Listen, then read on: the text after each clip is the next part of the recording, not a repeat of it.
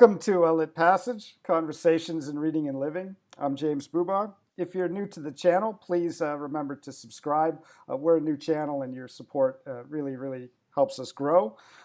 This afternoon in Izmir, I'm really excited to be joined by Lea, who's worked around the world, in to talk about the creative life. And Lea, you're a hard person to introduce, so you may want to relax for a couple minutes because you've done so many things in the creative life.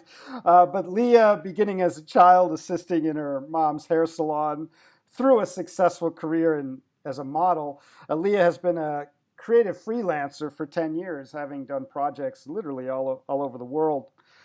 She's worked as a stylist in both commercial and fashion settings, a creative producer, an art director, a voiceover artist. And I just saw one of your projects has gone over 1 million views. It's pretty weird, right? That like 1 million people have heard your voice. And that was just a recent project. And it's a musician and a writer. I'm really glad that you're taking a few minutes. I know you don't have much time because your two boys are going to be coming in. And I should mention also you're a mother of two children, which is an amazing creative act in itself. And I'm interested in hearing about how they have kind of shaped your creative approach. And she's a graduate from the University of Massachusetts, the New York Fashion Institute of Technology in New York City, and the prestigious House of Orange Masterclass in Hair and Set Design. So, yeah, I think in any one of those things, Leo, we could have just stopped and dove in and kind of got lost. You know, your intro is like a bunch of trap doors, and if you pick any one, it seems to continually unfold into a lot of experiences. So I encourage people to look at the website. We have a link below, leamuses.com. And maybe that's where we can start. Just the notion of the creative life. I was thinking about there's a lot of books now about. I think the famous one is "Unf Yourself," you know, unfuck yourself, and another one like "The Subtle Art of Not Giving an F," and there's another one "F It." And when I was thinking of the creative life, and as I mentioned, you're one of the most creative people I know ever since we've hung out together in New York City years ago. Um, I thought an even better term in dealing with the creative life is unfear. You know, unfear yourself. So I was wondering if you could talk a little bit about you've done so many different things in so many different ways, collaborated with so many people. How do you think about the notion of fear or unfear, just as it relates to your creative practice, trying new things, etc.? Well, thank you. Well, the first thing that comes to mind with all of the above is really about, well, in art school, they teach you that an assignment is basically a puzzle or a problem, and you're Mm-hmm. presented sometimes by a client these steps and situations that you need to then transfer into communication, right? And so at first you learn all the methods in which to transfer your ideas into a piece that stands alone. And the best art, I think, doesn't need someone standing there going, well, I was trying to say this, right? Right. It has to evoke emotion in other people. So a lot of what I do is transferring information in another way, or in a way that is tangible or touches the senses. And I think also being a mother kind of taught me about that there's this moment where you could choose your fight or flight mechanism or your fear. But what you Wow. have to do with art and with people and with mothering is transfer everything into love. Wow. All Wow. right. Beautiful. So yeah, there's like a threshold that you go over. And it was the same thing with sports. You know, there's a moment for me, I was a runner. So there was that moment before the gun goes off and you feel that moment that you work so hard for, right? You know, it's coming to that point where you have to do your best and there's no turning back. And there's just kind of a switch that goes off and you transfer that deepest emotion and those deepest fears into love. I guess that's the only way I can explain it, right? So you have your brush in your hand and yeah, there's a moment of insecurity, but a lot of I think when you finally do become an artist versus studying to become an artist, you learned that moment of letting go. And then it's like riding a bike, right? You were afraid, it's hard to balance, and you're thinking too much of the mechanism of what you're doing. And at a certain point, your brain just knows how to do it. And if there's an autopilot, and then it's like, oh, you think about more of where you're going with the bike instead of how you're doing the things that you're doing. What I think is super interesting as well is that when you hurt yourself, for example, even just a paper cut, and you realize, like, damn, I really need that piece of finger. I didn't realize how many things I touched per day. Right, right, yeah, Um, so it's something in that kind of vague. I don't know. It's tangible and then it's not tangible, and it's always flipping in and out. And you kind of find a way to to to manifest whatever idea is presented to you through your lens and with the tools that you have. And it's the same thing with, I mean, specifically with voice acting. It's so funny because I'll be sitting there in the studio, and there's a client, and there's like all these people kind of in the other sound room, and they're saying, well, can you do it more up? And sometimes English isn't their first language. So does that mean louder, or does right, that higher energy, or does that mean like a different intonation? And what's hard is that you can't use your face really right, to portray the emotion, and you have to find a way to portray it with your voice. And it has also that same kind of like that threshold where is it just adding a breath or a pause or a change in the way your voice kind of trails or something. Um, and for a long time before I started singing, it was the same way because I always felt that I could sing, but I wasn't brave enough. right. And I went through this 30-day challenge of like getting out of your comfort zone, and singing was one of the things on my list that I wanted to tackle. And I kind of joined the band secretly, and I didn't tell my friends. Oh, that's And great. I discovered that getting over the fear is sometimes more beautiful than the end product. Yes, yes. And I love that you point out the importance of actually doing something like let's say I started this channel because I'm kind of exiled here happily in Izmir, but cut off from a lot of things that are close to me. Once you schedule something, you just have to do it. It may not be perfect, it may not be well, you're going to learn from it. And so I love that you brought up this is the notion of the unfear is how do you deal with getting to that unfear? It's going to be there, but how can you kind of turn it into an energy? And by signing up to be in the band, it's just, well, now you're starting. And I think that's one of the most important things right now because in this coronavirus time, people are going to face a lot of upheaval. And it may be time, and a lot of people are going to be doing things that maybe they hadn't thought about doing before in terms of moves or taking chances. And it's an important lesson, I think, as a as Yeah, a it's as a very person. grounding indeed. I Yeah. think kind of unwrapping what really matters Yeah. and getting back to, the grassroots of society. Some of us woke up and we're like, wait, where are we going actually? Why does it feel like everybody knows something that I don't know? Right. And economically, if your parents didn't teach you how to buy a house or how economics work, you just kind of, especially in America, you fall into debt before you can figure out how to manage your money, and you're just kind of distracted by whatever movie's coming out soon, and you're just kind of like, well, I'll pay that later, and I don't know how this works, and especially as an artist, nobody teaches us how to manage Right. the Right. business behind the art. So I think Corona definitely has made a lot of people learn how to become a filmmaker in a way. Right, right, yeah, and become think about hustling and one aspect besides the fear, and I think in the creative life, people often think about it as an individual thing, and of course it is to develop your art or your many arts and gifts that you have,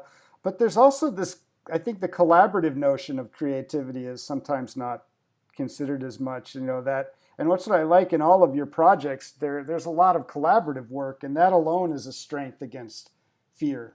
People working together, trying towards something, whether it's styling or you talked about the band or doing London Fashion Week. and being a designer there. So I think this notion that creative is individualistic is how we sometimes talk about it, but we can trust in the collaborative process where people learn more. And I think your career speaks to that. Thank you. Yeah, I think it's kind of, I don't know, something about working together with other people always branches out into other things. And I notice that if there's somebody that you really want to work with, it's always good to honor them or feature them or somehow include them. And inclusivity, I think, is really important to pushing yourself and learning from other people is really important. In fact, my father's also a painter, Mm-hmm. and he always used to tell me that even throughout history, the only way to really break through as an artist is to first become an apprentice. Right. Right. So you always we all need each other to kind of massage and develop our perspective, Mm-hmm. you know. Yeah. And I I've always found that doing everything myself is not going to work. And I tried that at first, and it got me off to a nice place. But yeah, delegating and recognizing your strengths, Yeah. Yeah.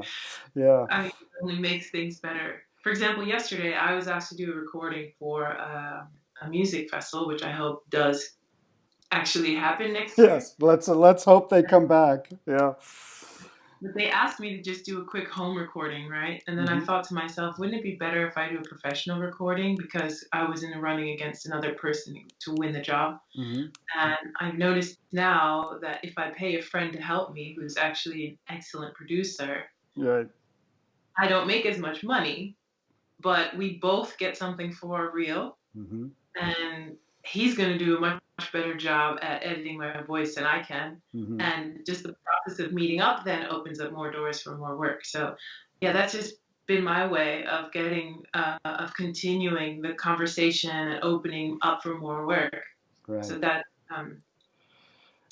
yeah, I think it's important as artists to also know how to collaborate in Yeah. order to create more work, especially now that everything, you can't just sit there and expect that your work is for yourself, that there's no audience, and that you can do everything yourself. I think Right. that's where a lot of people fail, right? Right. Because it is about the people who are interested in your work. It's not only about you. It's not. It's not going to work that way. Yeah. Yeah, that's why I kind of brought up this notion of like we're kind of obsessed in the West with the creative artist as this individual atomic thing and not seeing the web of relationships, whether it's how we learn or working with other people to do something and take risks and build something that I think should be honored more. And I think I was curious about how this strange time is affecting your creativity.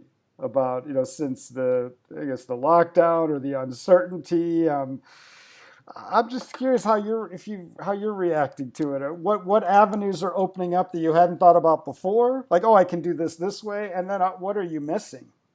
What's really been Well, difficult with your work? what's funny is that I'm actually an introvert, so I thought it was wonderful. I thought like, yes, I get to stay inside and be alone and work. That's Um, well and said. if I'm, if you leave me alone for too long, I'll probably have made like 5 hats and Yeah. uh, wrote a whole album, and I don't know. I'm super productive when I'm left alone, Hmm. and most of my days are filled with school drop-offs Right. and uh, football practice and that kind of stuff. So I crave the time alone inside actually. And Yeah. because it's a digital era, I can do a lot of things from home. I don't need to go out to work. And what's funny is that some people are doing these pieces where I'll do a piece and I'll send it to someone else and they'll fill in the gaps and they'll send it to the next person. And it's Yeah. the same team is working on things, but it just in a different way. Yeah. Yeah, that's, I mean, we're in this world of hyper, not just connection, but collaboration where you can work real time with people on the other side of the world. I mean, just this conversation now is indicative of that. And I do remember many years ago, I think you went on vacation to visit somebody, and I asked you how it was, and you said, "Oh, I redesigned his one of his rooms, or you repainted it." And so you've never been this energy. Where does it come from, Leah? You never seem to. You're always just like a fountain. Is that, have you always been like that, or have you taken steps to kind of enhance that part of you over the years? I think I've always been like that. I think I get that from my mother. It's Mm, always very motivated. mm, And I guess, yeah, I guess if you train your eye to kind of look at the world as like, how can I make this better? mhm, mhm, Every situation that you're put in is kind of like, ooh, this would be cool, or that what happens if I try this, and if I set this here, then how does it make me feel? And let me step back and look at this. The lighting is wrong here. I need to change this, and and I think that that is what they train you. They train you to look at things um, from a perspective of how can I make this more beautiful. And in that, it's almost like the God particle. Do you know what I mean? mhm. Is that when you're looking at the world in that way, you can't be destructive, right? Because creativity is basically what the God particle is, if you will.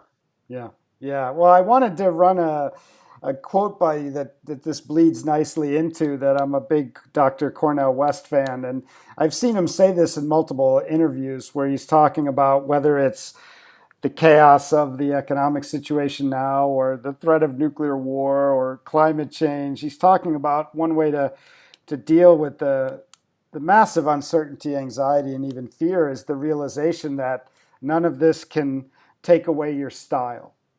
He's always talking about that. And he's really, so I want to, as a stylist, as an artist, I'm curious about how you react to that quote because many people will be like, well, wait, that simple question of, well, what style? Do I have a style? What is style? What do you think he's getting at when he says, none of this can take away your style? I think he also adds your smile as well, which I can understand more. So I thought I would get your thoughts about that as a creative stylist.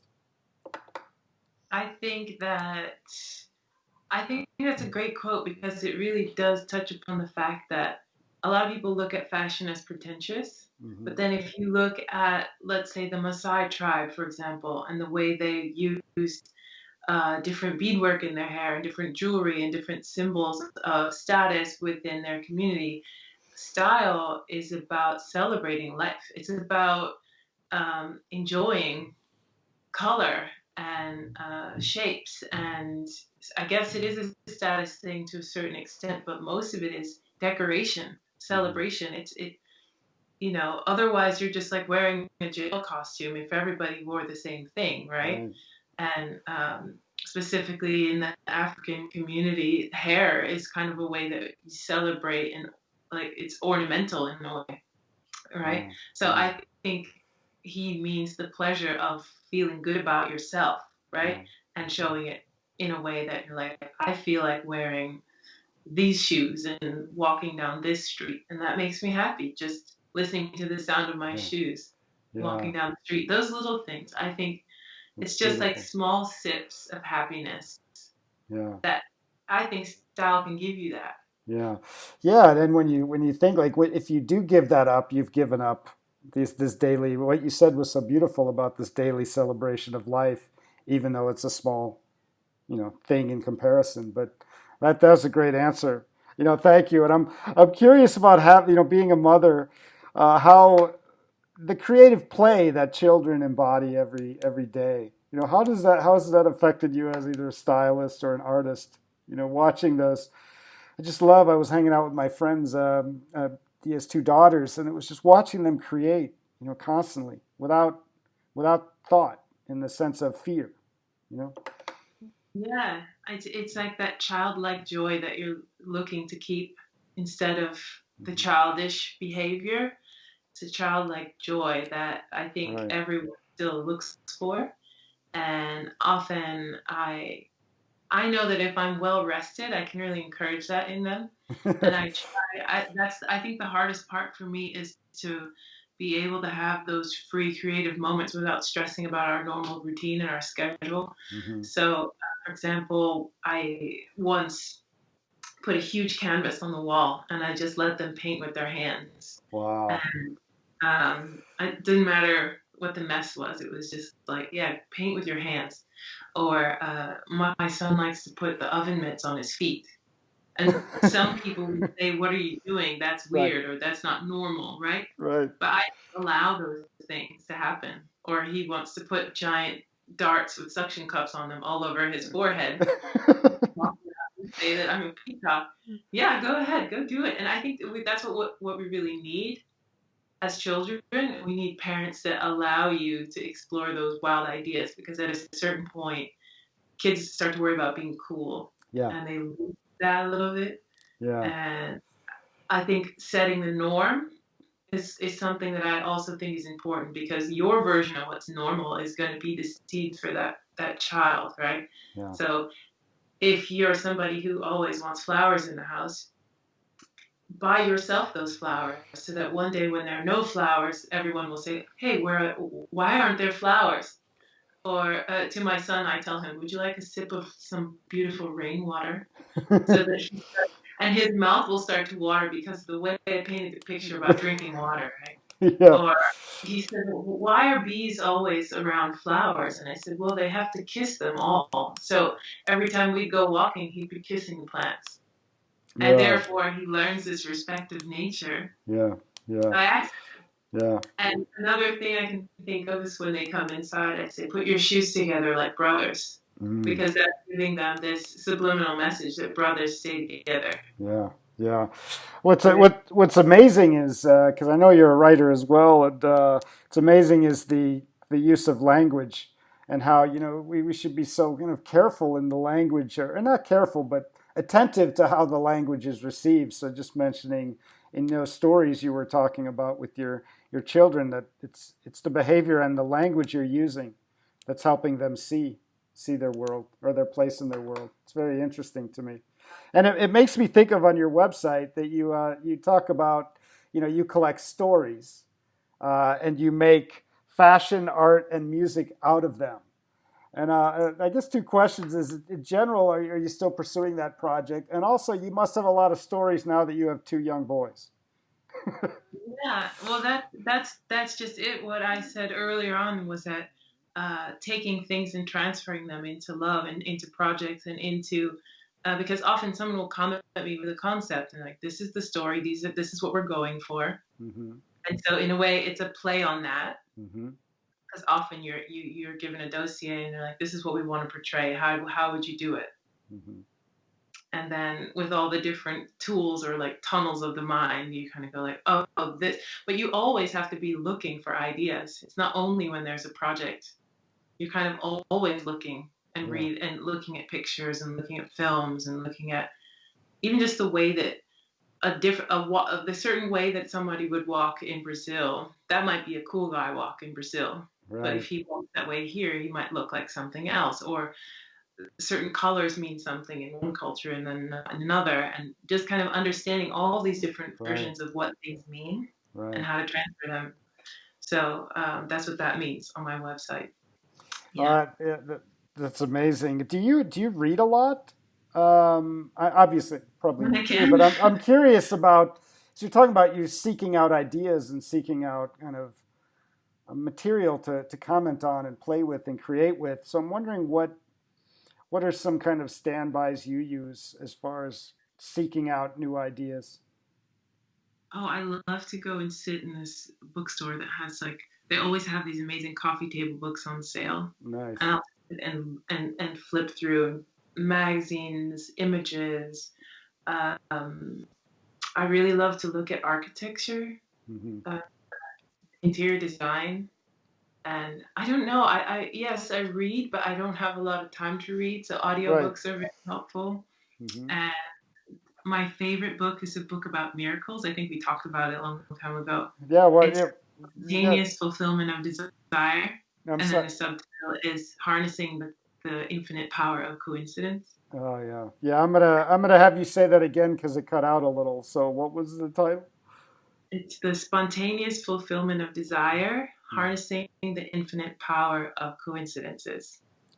God, that title alone, just read the title Very and good. it opens your Yeah, I mind. read the first page and I had to slam it shut and just like sit with it. Yeah, And yeah. I started reading it for the first time when I was camping with my dad and we were sailing. And I was realizing that while we were sailing, it's one sport that you can't control and that you need the elements of wind and Yes, water yes, and luck and yeah, skill and sport. yeah. And I was thinking about how sometimes the relationship with my dad sometimes is is very beautiful, and then sometimes we have these moments where there's this like grumpy kind of fighting against things with force. And then Right. while we were sailing, I was reading that book and I was thinking to myself, wow, sometimes you just have to wait for the wind to blow to get what Yeah, you want. yeah, yeah, You yeah. And so I mean, that's how I get my inspiration. It's just kind of like always looking and listening to what's going on and not trying to control it, but then transferring it in a way. Yeah, and sailing's a beautiful metaphor that you brought up because it brings up, of course, the sailor has to, the ego, that the individual sailor has to kind of know what they're doing and learn. But it's a collaborative art, and also there's something else, the right wind and the person who built the boat and the weather and the waves and so it's a great metaphor for the creative life, I think, Yeah, and that you're living. Yeah, thank you. I because think you do doorbell's have to you ring. do have to leave shore, but there's a lot of kind of help and strangeness along the way, right? Yes, indeed. Yeah, well, I think you had mentioned when we talked before we started that you wanted to share a couple quotes that were important to you because I Oh know yeah. you yeah I know you probably have to go. I You're have you're one here you're that I found this morning actually, and the doorbell is ringing, so I maybe have to go soon. yes, But that's fine. it's by Sadhguru, and he is talking about it's being your choice to suffer or not because of a vivid sense of memory and a fantastic sense of imagination. And Wow. that's what makes us who we are, right? So you're either suffering from your memories Yeah. and forgetting to live in the now, and or suffering from what you really want, or creating what you want by your vivid sense of imagination. Wow. So it's your choice whether to suffer or not, Yeah. because everything that's happening is actually just in your mind. Yeah. Well, that's beautiful. That's beautiful. Well, it's way too short, Leah. This has been way too short. I hope we'll come on and maybe talk about a project. We'll make sure to have the description to your website below so people can keep up with all of your happenings. And I hope you'll come on. It's been a real pleasure for me and a jolt of inspiration and vibration that I think I always need and a lot of people need during these strange times. So thank you for taking a little time. I know you have your boys coming home and you have to go, but it was really a pleasure for me. My pleasure too. Thanks for having me. Yeah, and we'll talk soon. Is there so leamuses.com is the best way to kind of keep up with you and Yeah, see what's everything's going on? linked there. Yeah, that's great. Well, best of luck with your two beautiful boys and all of your creative projects. And I hopefully we'll be see each other in person soon. And I hope you'll come on again for a longer conversation because you've already given me so much to think about that I look forward to the next one. For having me. It also helps me to just get it out as well. Yeah, yeah. Just throw it out. So, thank you very much again. We'll hope to see you I think you soon. Stay safe.